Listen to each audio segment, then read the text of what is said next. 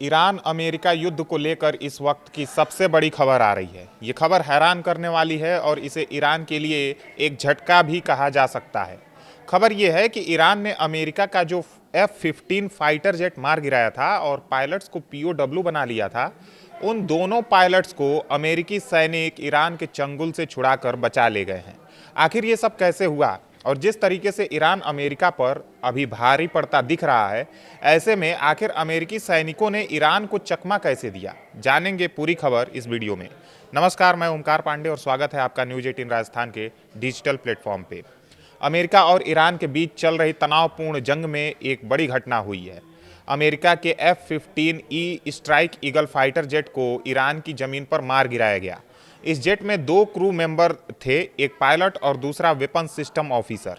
दोनों ने समय रहते पैराशूट से कूदकर अपनी जान बचाई, लेकिन वे ईरानी इलाके में उतर गए। जैसे ही जेट गिरने की खबर मिली, अमेरिकी सेना ने तुरंत रेस्क्यू ऑपरेशन शुरू कर दिया।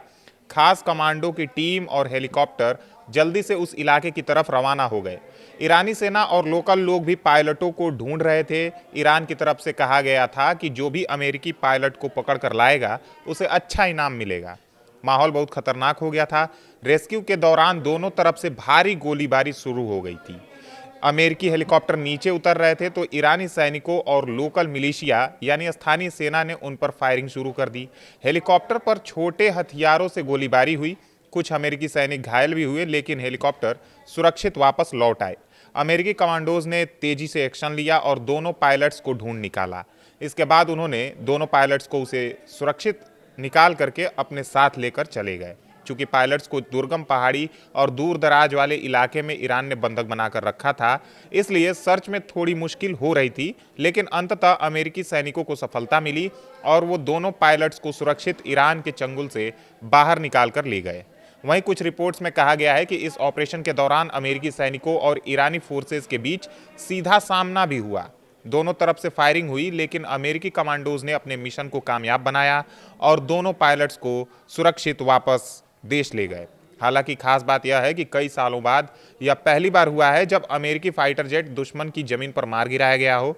अमेरिका और इजराइल पहले से ही ईरान पर लगातार हमले कर रहे हैं और ईरान जवाबी कार्रवाई भी कर रहा है।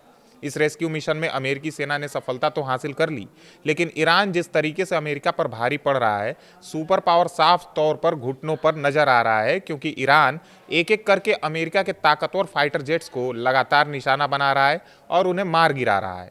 इस बीच डोनाल्ड ट्रंप ने ईरान को सीधा 48 घंटे का अल्टीमेटम दे दिया है।